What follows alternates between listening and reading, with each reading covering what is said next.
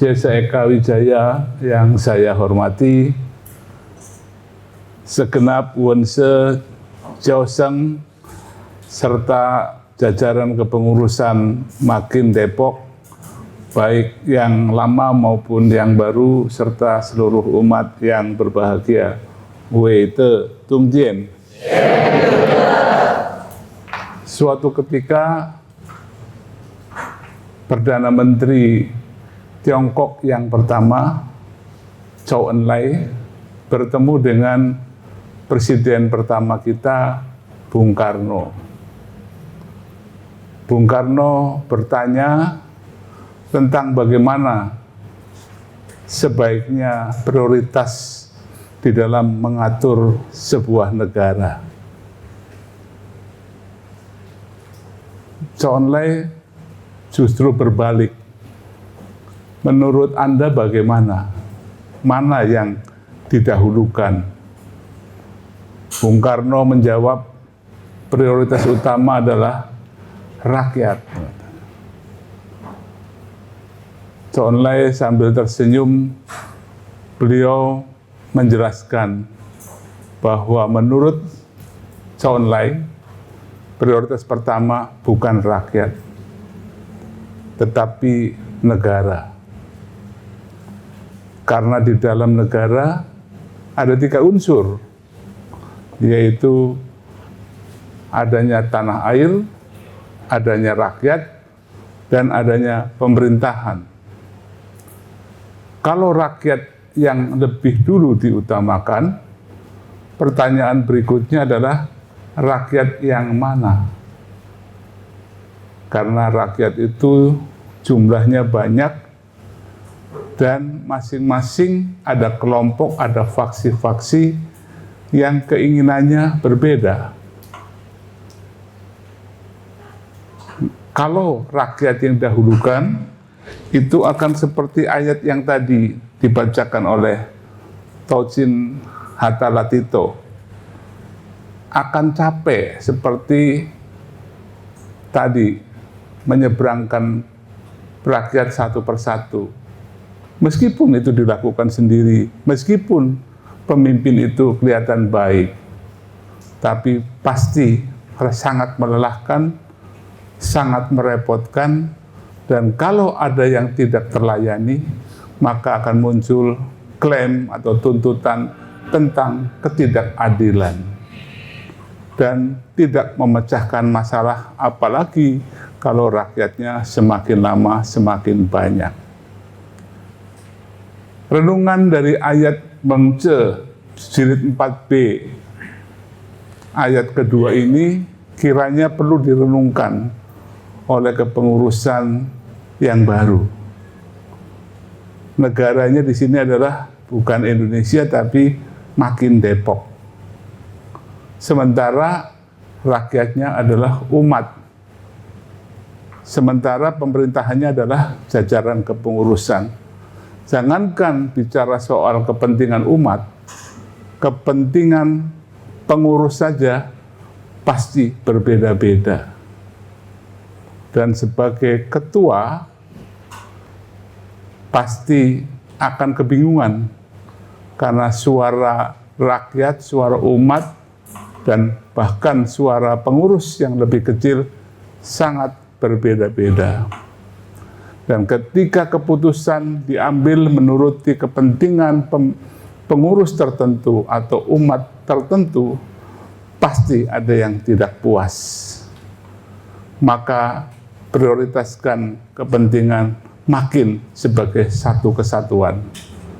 Dan ini pun pasti ada yang tidak puas, bahkan ada yang marah-marah, dan seterusnya. Tapi itulah resiko pemimpin. Pasti ada yang suka dan tidak suka.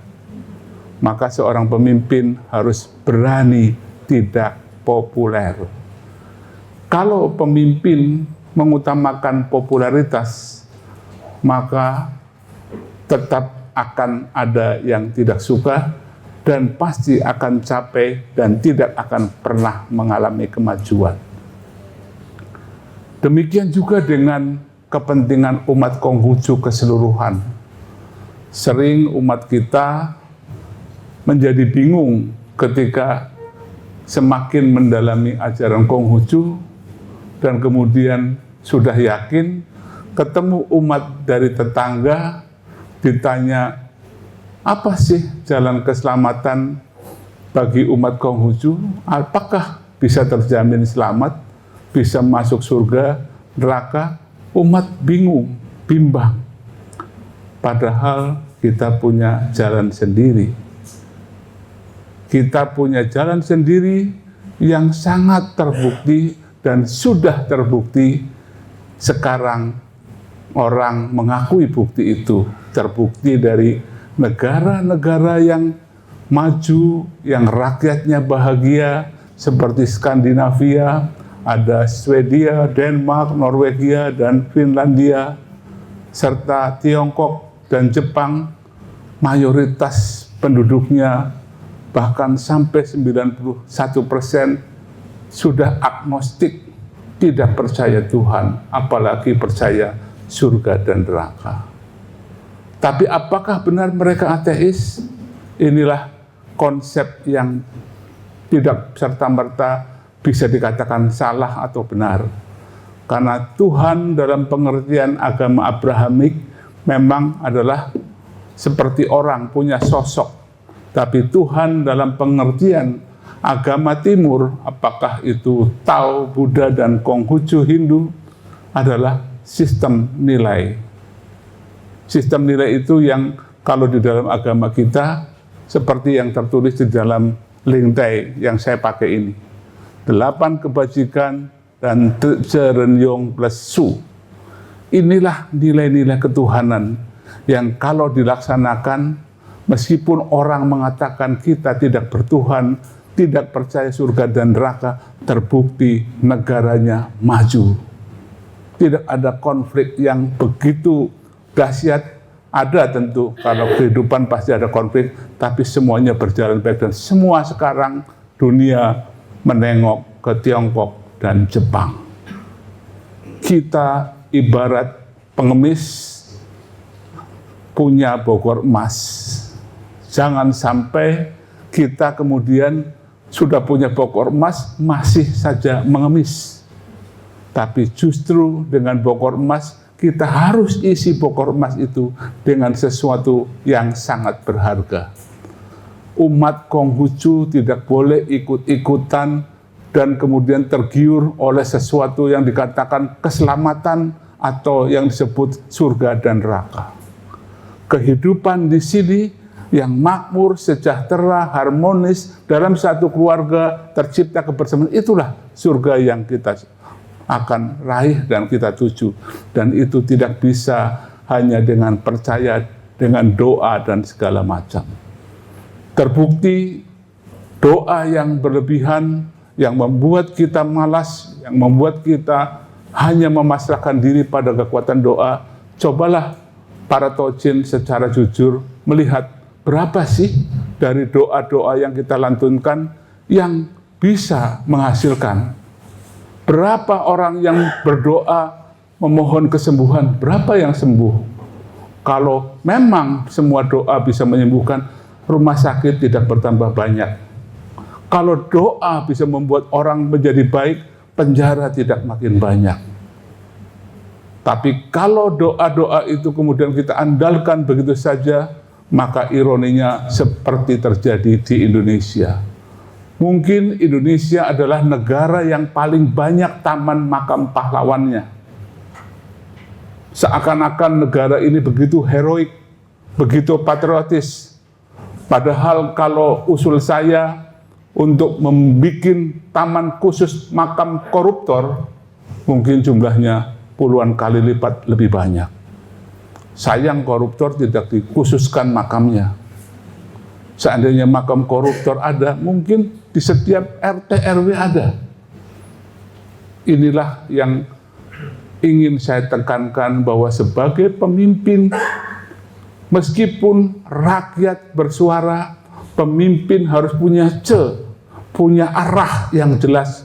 Karena tidak semua yang dipikirkan oleh umat baik Makin Depok maupun keseluruhan itu yang benar. Kenapa? karena taraf pendidikan umat dan taraf pendidikan bangsa ini masih belum merata. Itulah kritik yang selama ini dilakukan oleh orang-orang yang melihat demokrasi sebagai dalam kacamata kritis. Itulah wisdom dari pendiri Republik ini, Hatta CS, yang menekankan demokrasi perwakilan karena sadar bahwa rakyatnya belum paham keseluruhan. Kalau umat-umat belum tercerahkan batinnya, maka pendidikan itu yang paling harus diutamakan. Maka kewajiban dari kita semua, baik matakin, makin, maupun lenteng-lenteng, mendidik yang benar agar mereka nanti siap kalau diberi hak untuk bersuara. Karena suara yang salah, meskipun jumlahnya besar, justru akan menyengsarakan dan membuat kita semakin terpuruk. Maka pesan saya kepada segenap pimpinan yang baru dari Makin Depok maupun umat-umat, berpikirlah yang jernih, tidak harus mendengarkan suara terbanyak, tidak harus mendapatkan dukungan popularitas, tapi berpikirlah untuk kebaikan masa depan.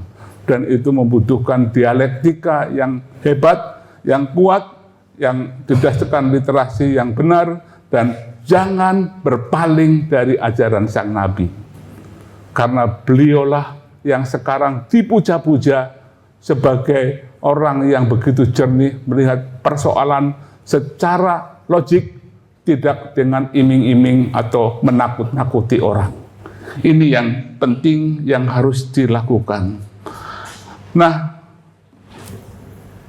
sebagai pemimpin, tadi yang pertama harus mencintai makinnya, itu adalah bentuk dari ren yang universal. Kalau hanya pada umat itu ren dalam R kecil, dalam skop yang lebih mikro, tapi kita harus melihat kepentingan keseluruhan. Makin ini adalah negara, dan negara harus diselamatkan, karena dengan menyelamatkan negara, dengan menyelamatkan makin, otomatis umatnya juga terselamatkan, pengurusnya juga mendapatkan jalan yang benar. Dan tadi sebagai idiomnya adalah pengemis dengan bokor emas, seorang pemimpin harus menyadari potensi yang dimilikinya, baik yang dimiliki Makin Depok sendiri maupun ajaran Konghucu, dan tidak serta-merta mudah tergoyahkan oleh iming-iming yang lain. Memang tidak bisa dihindari, tidak semua orang teguh dan tidak semua orang kemudian tetap mempertahankan kalau diiming-imingi. Tapi biarkan itu terjadi, itu alamiah. Barisan musim meskipun start dengan 100 sampai ke tujuan tinggal 50 tidak masalah. Karena ayat Nabi mengatakan menanam 10 yang tumbuh mungkin 3, dari 3 yang tumbuh mungkin 2 yang berbunga, dan dari 2 yang berbunga mungkin 1 yang berbuah, dan buahnya pun belum tentu manis. Tapi upaya, keteguhan, barisan harus dijaga semaksimal mungkin, meskipun kita sadar bahwa pasti ada yang rontok, tapi ingat juga pasti ada yang tambah. Membutuhkan yang ketiga, yong, keberanian. Ini yang harus dimiliki setiap orang. Menjadi pemimpin harus siap untuk dimaki-maki, disalah-salahkan. Tidak apa-apa, daripada disalahkan, dimaki-maki, tapi tidak benar. Lebih baik disalahkan, dimaki-maki, dan benar. Karena kalau mengharapkan pujian, pasti akhirnya adalah cacian, seperti yang terjadi di Republik ini saat ini. Jadi itulah yang harus kita lakukan. Selamat bekerja untuk seluruh kepengurusan yang baru, dan saya juga mengucapkan banyak terima kasih kepada kepengurusan lama di bawah Wense Wicandra, dan siapapun yang pemimpinnya kita harus dukung, karena itulah suara hati kita semua memberi tugas kepada kepemimpinan yang baru. Nah, kemudian tadi sebenarnya ada salah baca ayat. Saya cek instruksi yang saya sampaikan betul, yaitu pembukaan Chung Yung, tapi yang dibaca pembukaan dari tasye, tidak masalah ya. Dua-duanya saya mau bahas. Pemimpin harus mampu teguh, berani, dan rennya itu universal.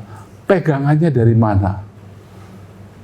Tadi yang dibacakan oleh Tojin Hatta, bacalah tasye.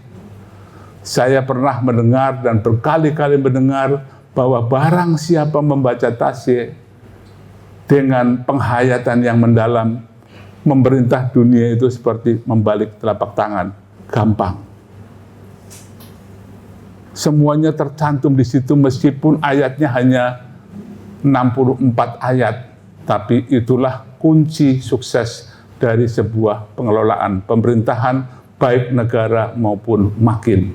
Hayati dengan baik. Ayat yang pertama terutama, kewajiban kita adalah menggemilangkan kebajikan yang bercahaya. Artinya apa? Artinya ajaran-ajaran Nabi ini jangan terdistorsi oleh pengaruh ajaran-ajaran lain secara sadar ataupun tidak. Saya berkali-kali mengkritik di dalam doa pembuka kita, mendoakan semua orang sehat, sembuh, padahal hidupnya mungkin makan seenaknya, makan tidak aturan, makannya yang berlemak tinggi, kemudian Tuhan disuruh agar orang itu sehat. Apa yang kita lakukan pada Tuhan? Hanya disuruh-suruh. Bukan seperti itu. Tuhan di dalam agama Konghucu bukan Tuhan yang bisa disuruh-suruh, Tuhan yang penjemburu, Tuhan yang kejam menghukum mereka yang tidak memujanya, bukan. Tuhan di dalam agama Konghucu hanya menetapkan hukum. Dan hukum itu berlaku pada siapapun yang baik maupun yang melanggar. Maka kalau kita terhukum oleh hukum itu, kita jangan salahkan Tuhan. Demikian juga kalau kita mendapat reward karena kita taat pada hukum, juga bukan karena Tuhan, tapi karena kita menjalankan dan menghindari apa yang beliau larang.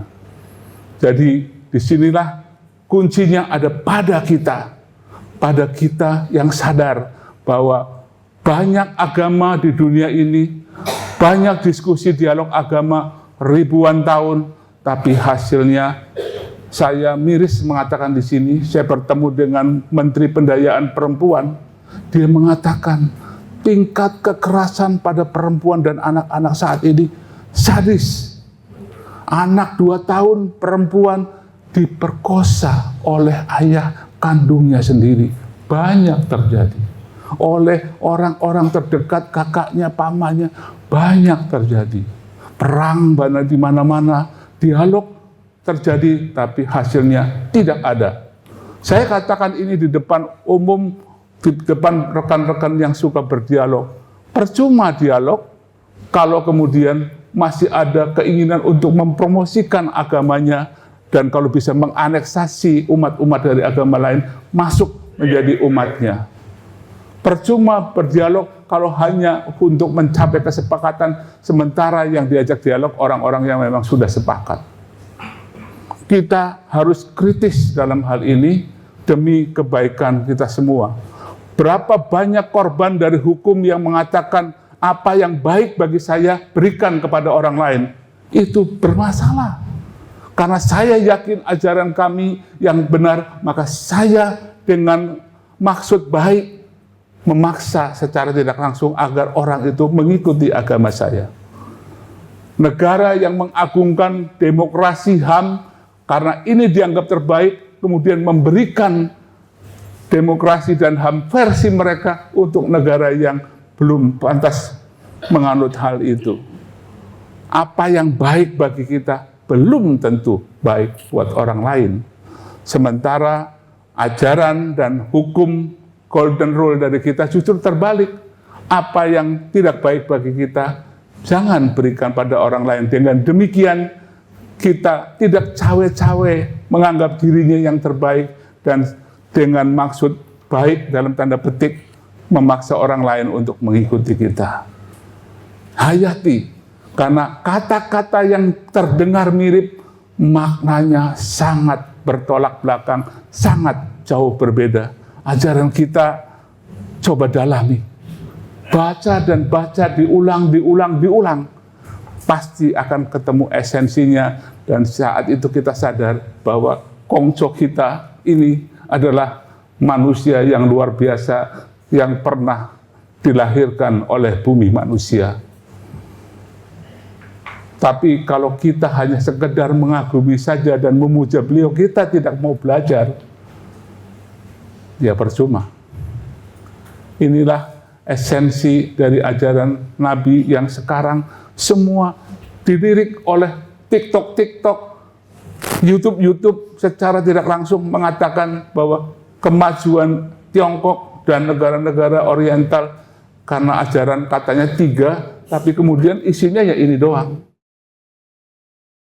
Orang masih malu-malu mengakui, sementara kita yang mengaku muridnya kalau masih belum belajar, kita berarti melakukan kesalahan besar seperti pengemis yang mempunyai bokor emas, tidak sadar bahwa bokor kita yang kita miliki adalah emas. Sudah punya emas, bokor itu kan gede, 1 kilo, kok masih mau mengemis?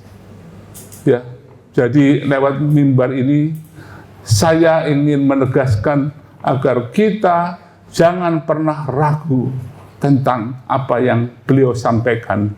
Kalau ada keraguan, bukan beliaunya yang salah, kitanya yang belum memahami secara benar.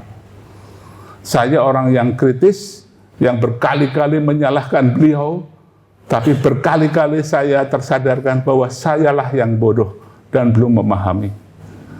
Kalau kita bisa memahami, maka apapun yang kita kerjakan, apakah ekonomi, bisnis, sosial, politik, pasti akan sangat baik.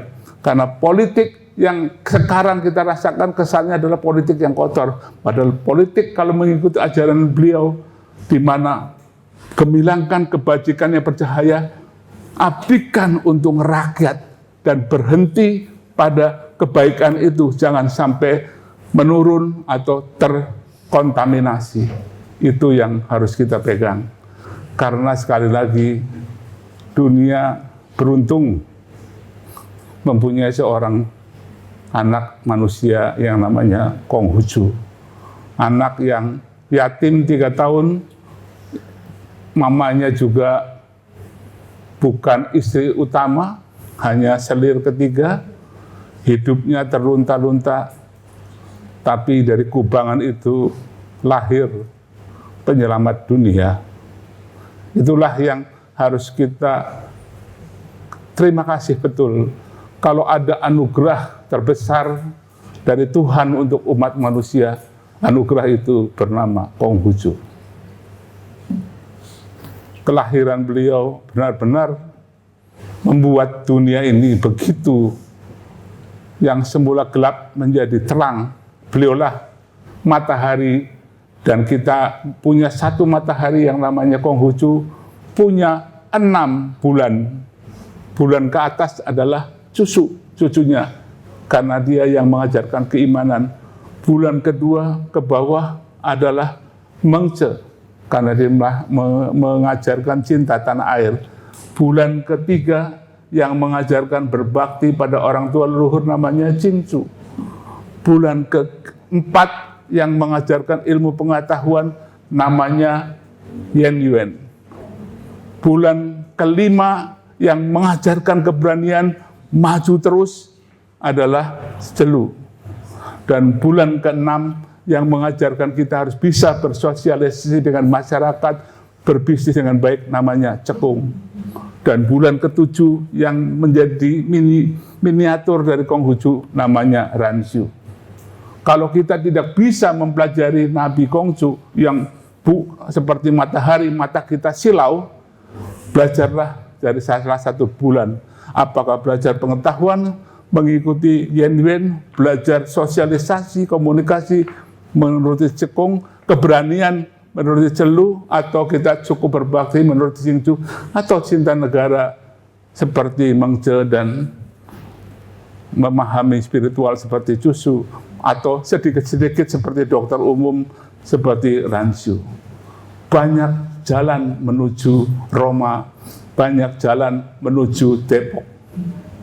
tapi kita bisa memilih. Kalau ke Depok tadi ketemu lontong sayur sama nasi kuning tadi ya. Ya, dan pasti ketemu Haksu Eka yang semakin montok. Saya suka guyonan sama beliau ya, karena dekat, kalau jauh pasti saya nggak berani. Ya, terima kasih, mudah-mudahan kita menjadi umat yang teguh, pemimpin yang tidak goyah, ya, dan membawa kemajuan makin matakin. Satu lagi, 1 tahun ke depan, lebih sedikit, kita akan mengadakan Munas 2026, memilih kepengurusan matakin yang baru. Bersiaplah dari sekarang untuk melihat-lihat kira-kira siapa yang pantas diberi estafet ke depan, agar keberlanjutan matakin bukan semakin mundur atau stuck, tapi semakin maju. Dan untuk itu harus dipilah-pilah dari awal agar tidak terjadi kekeliruan.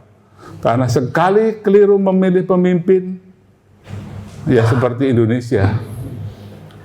Ya, jangan sampai kita tidak mendapatkan matakin emas, tapi yang muncul adalah matakin gemas, matakin cemas, dan akhirnya matakin berkemas.